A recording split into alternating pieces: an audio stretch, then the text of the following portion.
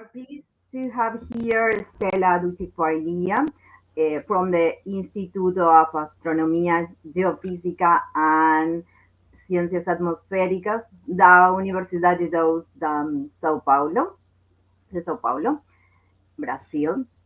So she will talk about magnetic fields in the universe, and she works with former uh, colleagues of mine. So I'm really, really happy to have you here, and I hope you enjoy your talk. Okay, so you can start now. Perfect. I'm gonna share my screen. The professor Soledad knows a lot about the topic of my research because she is one of the co-authors of all these papers I use like reference to start my research. So thank you again for the invitation. I'm very happy to be here today to talk a little bit about my PhD. So I need to start saying that my research is divided in two main topics, but up to the end, they will be only ionic topic because we are investigating a galaxy cluster when we are trying to improve the description of the clusters. So we have two main questions that will guide, that will motivate our work, our research. The first main question is the origin of magnetic field seeds. So we do know very well how the magnetic fields can appear in some astrophysical environments. And the second question, we are trying to understand the origin of the cosmic rays with high energy. But the main goals that we really study in our research from the first part, we are trying to provide a better description of this topology, the origin and maintenance of the magnetic fields inside the clusters, focus on the intracluster medium. But now we are also trying to find the first distribution of the viscosity in this environment. And on the second part, we are trying to obtain with more accuracy the flux observable from gamma rays and neutrinos from these clusters, but now using a cluster with a very, very high resolution, and we can try to estimate these radiative losses. But in the beginning, in this first talk, I focus on the first part when we are trying to explain this not explain because it was studying uh, around 10 years ago, how these magnetic fields can be amplified in this environment. But our new contribution. So I'm gonna focus on the first part. Well, we know that the magnetic fields permeates the entire universe. We can find these magnetic fields very intense in neutron stars, but we can also find them in the large scales, like the cosmological scales inside the clusters. But most part of the time, they are very, very small and they don't influence a lot in this physical process that the people are trying to explain. But there is some environments that we really need to take into account the magnetic fields when we are trying to explain how to feel the intracluster medium or the interstellar medium, how the magnetic fields will be affect the evolution of the galaxy and the clusters because they will influence the evolution of this plasma, the total gas pressure inside the interstellar medium and beyond. And I want to focus on that one, that they for sure will influence of the propagation of the cosmic rays and the distribution of these cosmic rays in the interstellar and the intergalactic medium. But our astrophysical source The astrophysical source that we focus in my research are the galaxy clusters, because they are natural laboratories where we can study the magnetic fields and the cosmic ray propagation.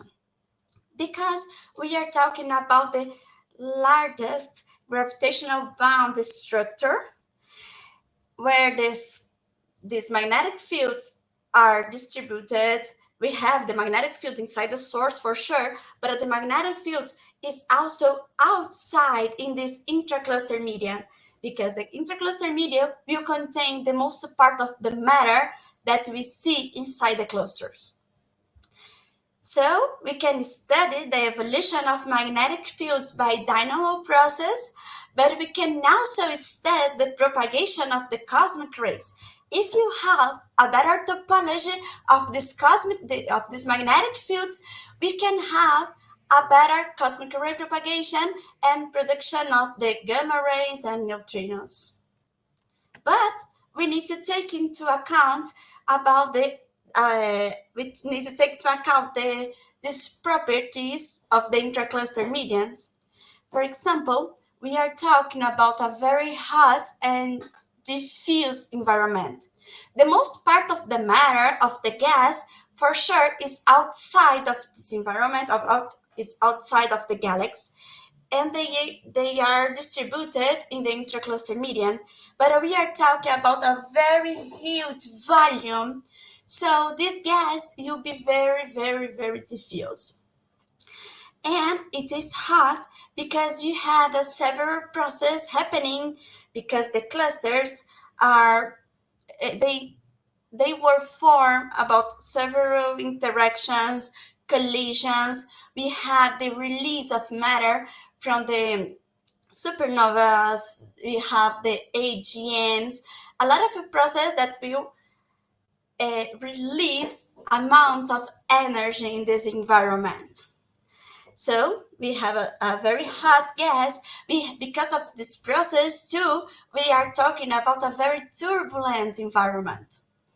And we can see by the Faraday rotation maps that this environment is also magnetized.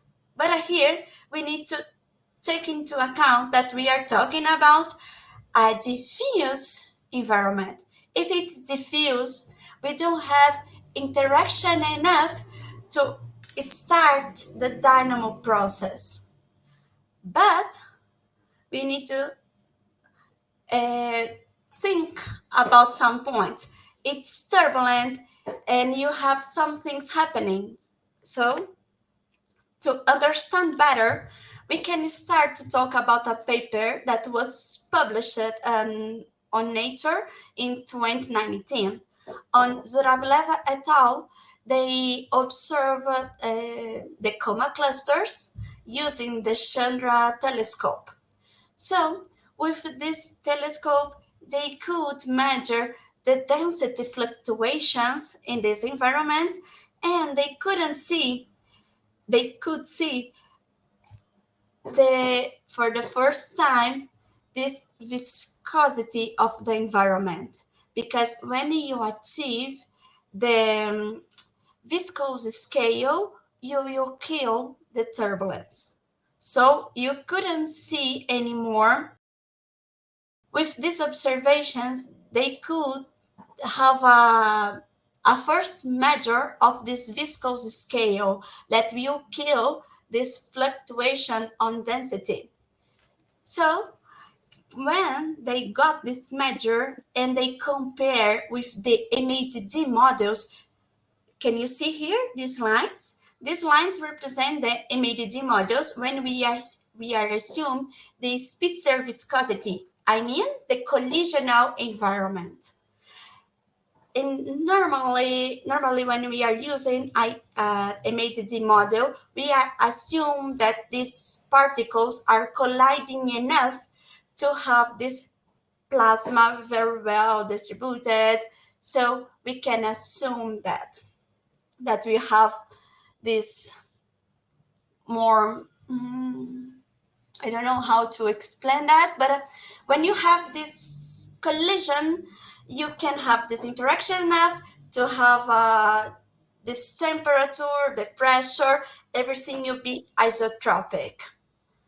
But now we didn't see that. We didn't say that. So our aim now is to explore the origin of this magnetic field, how they will be maintained by turbulent dynamo in this environment that we saw that there is a very low collisionality.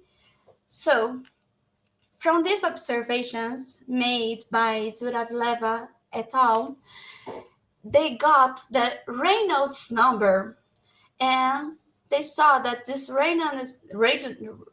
Reynolds number is bigger than the Coulomb Reynolds number. I mean, we have this environment. The Reynolds number will give the information about the turbulence. So if we have this observational number bigger than the collisionality one, we got the information that we have a very turbulent environment, right? So if you have this very turbulent environment, we have a low viscosity because the viscosity will kill the turbulence. And they got the estimation that this turbulence will go until they scale around 17 kiloparsecs.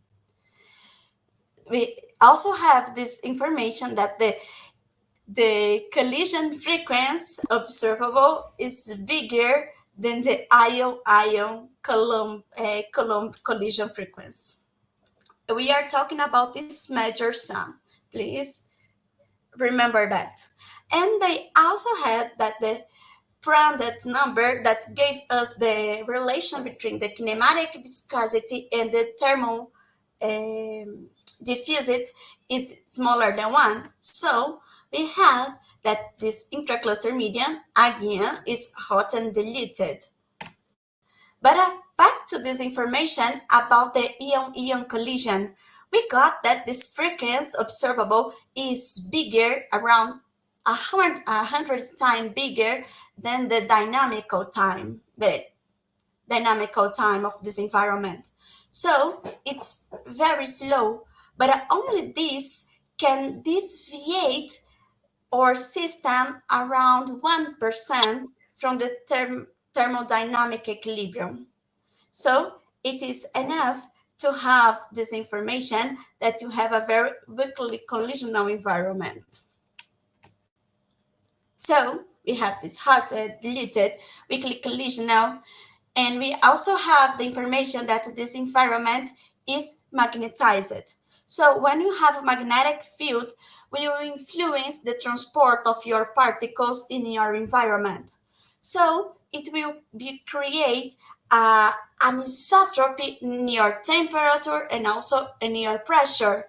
If you have this gradient of pressure, you will have a very hard environment to deal with a dynamos. But it was solved some years ago when they studied the solar winds, because the solar winds also reproduce the same environment when you have a very high beta.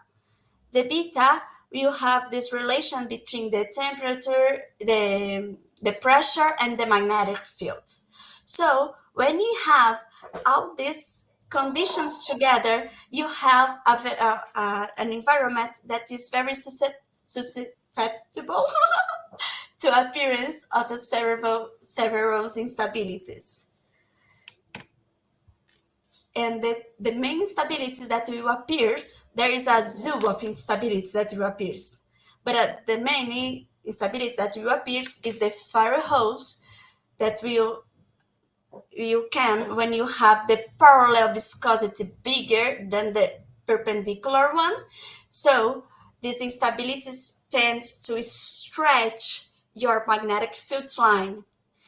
And the mirror stability that will act in the opposite situations when you have the pressure, the perpendicular pressure bigger than the parallel pressures. So This instability will inflate your magnetic fields, create this a kind of magnetic mirror. So both of them, when they appears in your system, they will increase the collisionality of your environment. So we have this interaction between the particle and the waves that will increase the dynamical situation of our environment and will reduce the viscosity and will permit that the dynamo starts. So we have several studies in this topic. The first one was the Santos Lima et al. 2014, when the Professor Soledad was part of this four research, when they studied for the first time the amplification of the magnetic fields by dynamos, by turbulent dynamo, when this instability appears in this anisotropic plasma. We also have the study of the limits of this anisotropy when they appears, how they will influence in the behavior of the turbulence. These others two research when they will use the Faraday rotation maps to connect the observable things with the turbulence, with the simulations. And recently, we have the Santonge et al. When they study the efficiency of these instabilities in this environment, because they turn off the hard wall limit. We are talking about this soon. They study this when we turn off these hard walls, how this environment will deal with these anisotropic things. But okay, after this brief introduction, I want to start to talk about my work.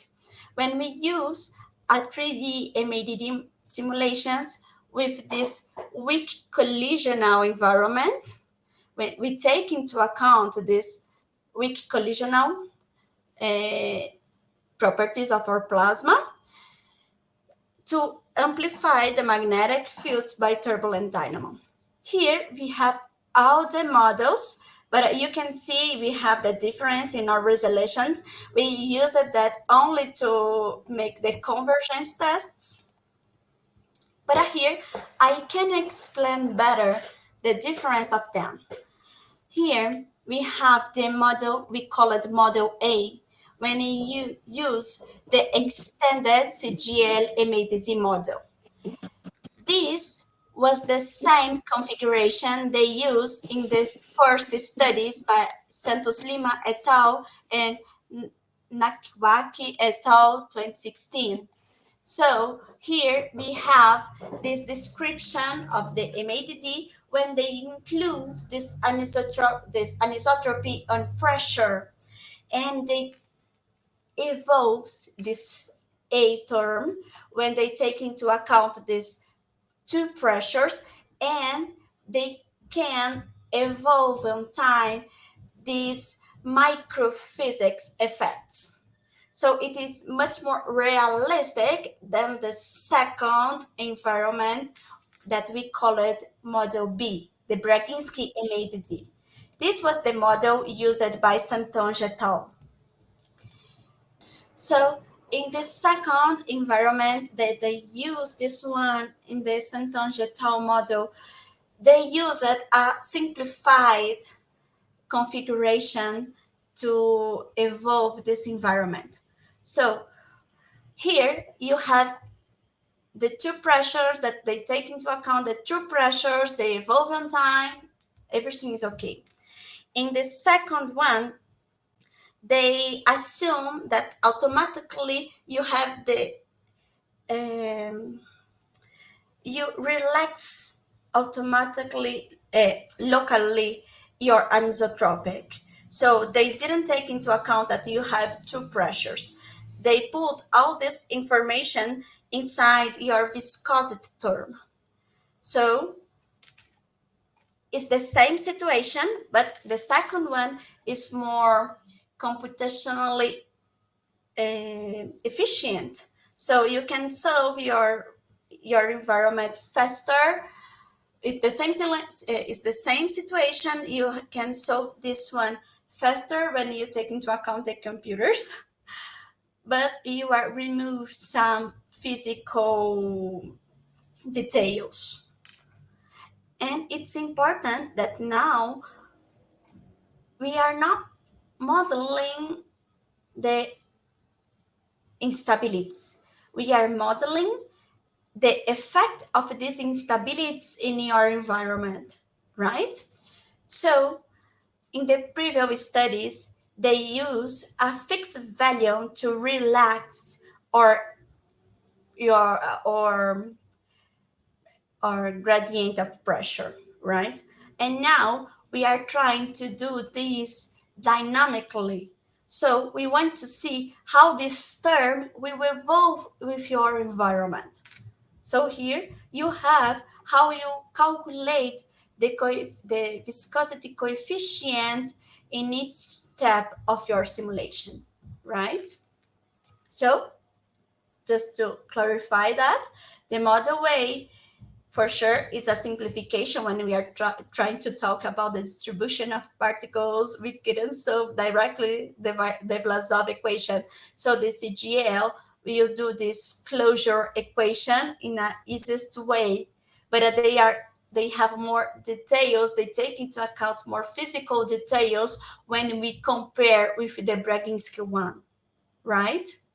In the first one, we evolve the pressure, the gradient, the pressure parallel and perpendicular, take into account the collisions, the interaction between waves and particles. In the second one, we only have this single isotropic pressure, but we have this viscosity term that will take into account all this. So the main models we will talk up to now is the A that we use this first MADD model. The A nanogauss when you use a very, very, very small seed of magnetic fields.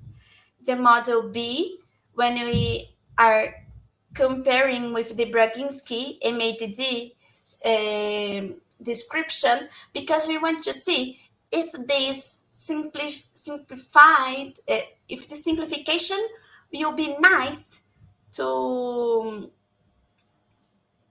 understand better this environment. So our main model is the model A, but the model B will be here for comparison. This simplification can be used in some cases.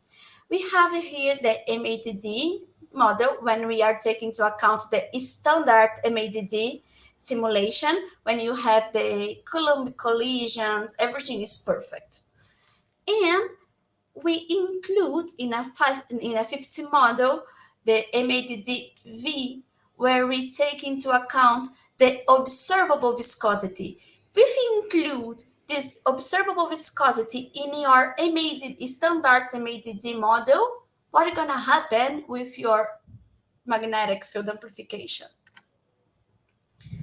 And for sure, we include the hard wall limiters when we put like a limit in your gradient of pressure. When you go to one side, you have the appearance of mirror, and the other side you have the appearance of firehose. So we are limiting our system inside these hard walls to make sure that we appears the firehose and mirror to relax our anisotropy. And here you have the comparison between the 5 models. You have the MADD, and we have the A model when we analyze the when you analyze the average of magnetic fields on time, you have almost the same behavior of your graphic. So our model can reproduce, when you analyze the average of magnetic field on time, can reproduce very well the standard MADD model, but now with more physical details that is more realistic. We also have the model A with a very small magnetic field seed, and we can see that this dynamo is very slow when we compare it with the other two, but for sure we can reproduce the same value on the last time. The model B, that is the simplified model, the dynamo is not too efficient when we compare with the others, but we can also reproduce the same value. And for the final comparison, you can see the viscosity MADD. Now we can not make sure very well about this, because this model we need more resolution to achieve the conversions. Here we can see the distribution in 3D, the magnetic fields of the main models, the MADD, the viscous MADD, the model A and the model B.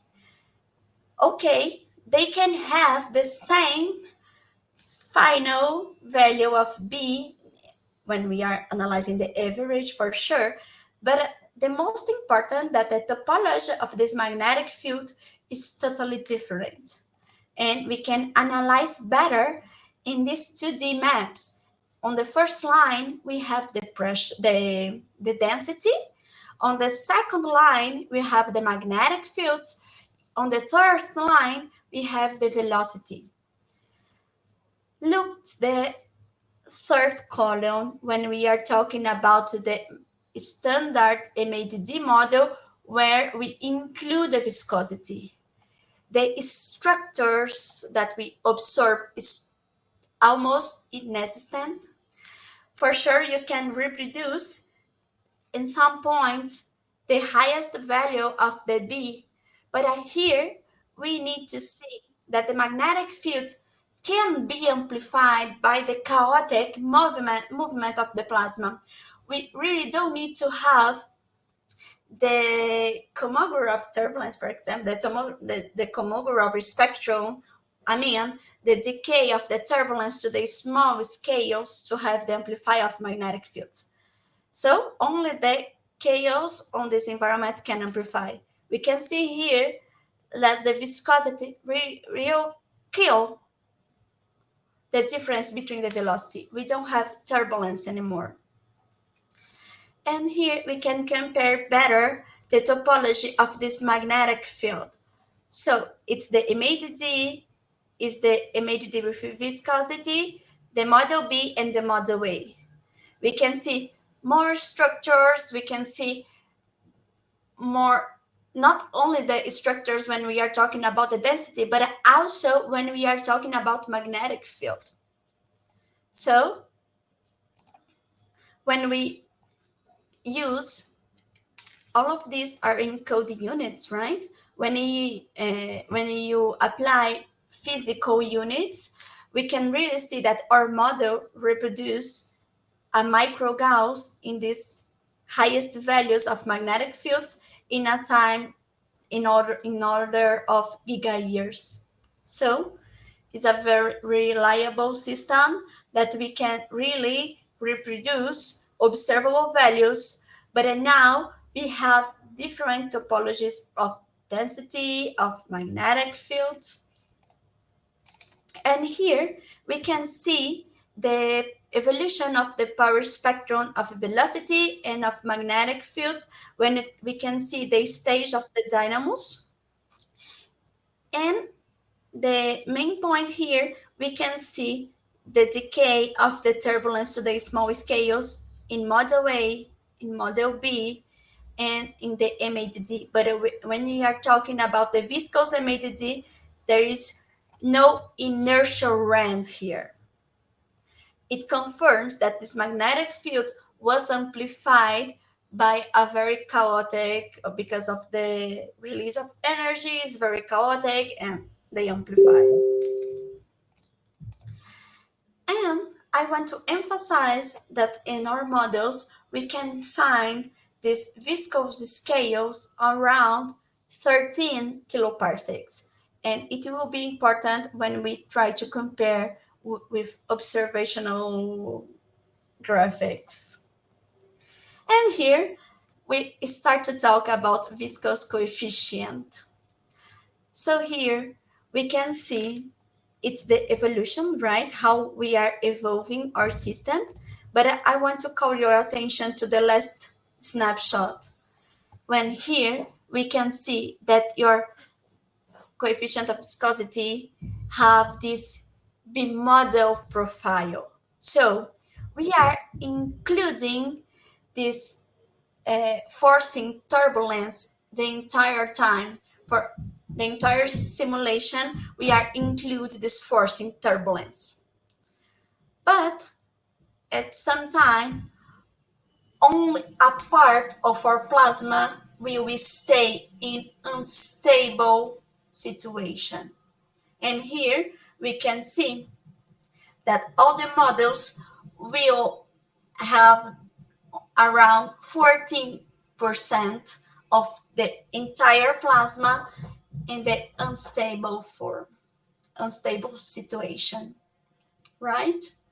So it means that at certain point, the most part came back to the highest viscosity. So it means that at some point, the amplification of magnetic field doesn't depend of the viscosity anymore. After that, the dynamo achieves the linear dynamo state, the viscosity will not influence this amplification anymore. The dynamo can continue act the entire time. And here you can see, to analyze better, I took the mode value, the most frequent value of this unstable part of our plasma, to see how it will evolve, right? So only to see how they will evolve. And here we have the average of the coefficient viscosity on time. And we can see that the three models, the A with a very small seed, and the model B will be stabilized, sorry for this word, with a coefficient around 0.01. And when we compare with the data from Zuravleva, she also used the MATD model when she was trying values of viscosity to reduce the viscosity, the coefficient viscosity. We got the same value. So she need to use this factor to turn the standard MATD model to reproduce the observable values. And here, for the first time, you have the viscosity map of the intracluster medium. Here, for the model A, we can clearly see that these parts of the plasma with a very small viscosity have this filament behavior. So they are very long, they are not so large in the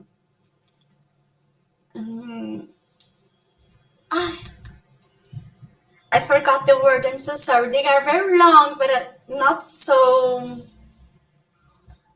I hope you understand me. So you have this behavior of your viscosity.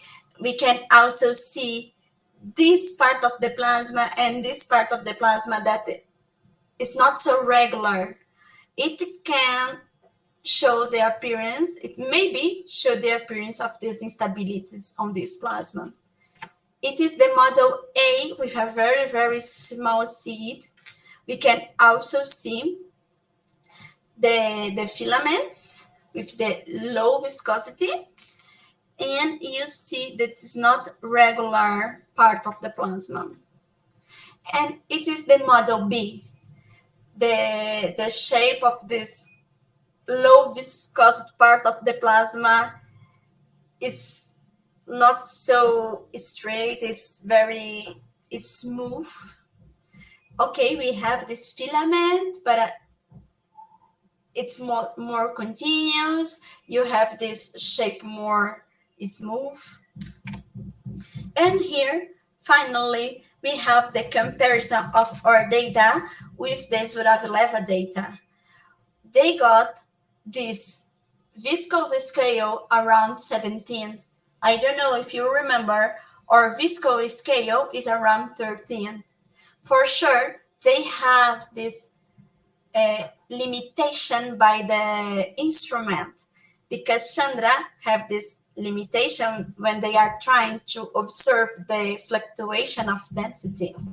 And our simulations, we can control so many things. So we could reproduce almost this observational viscous scale.